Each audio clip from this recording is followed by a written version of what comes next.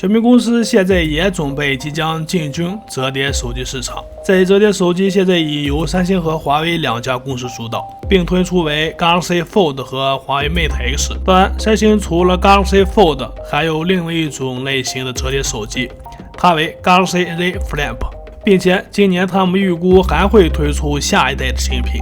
小米现在完全意识到折叠手机是有一定的市场存在的，尽管小米已经申请了专利，并于2019年11月获得批准，且有渲染图像被放出。这将是小米折叠手机的概念设计。从外形看起来，它和三星 Galaxy Z Flip 外形更相似，而不是 Galaxy Fold。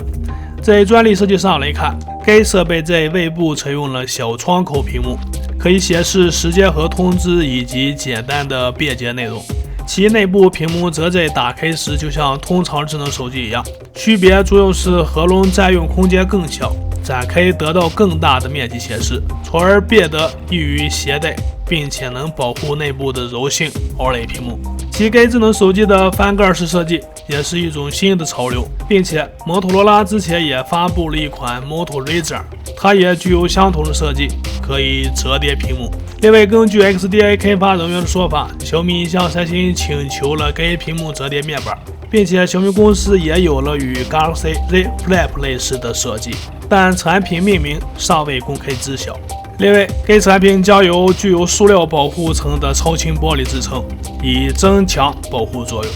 在屏幕机身两之间还使用了坚固的铰链设计，不仅耐用性强，还意味着可以将手机放在桌面上，以不同角度保持展开的状态。现在可以肯定的是，小米最终将使用这种概念设计发布一款真实设备。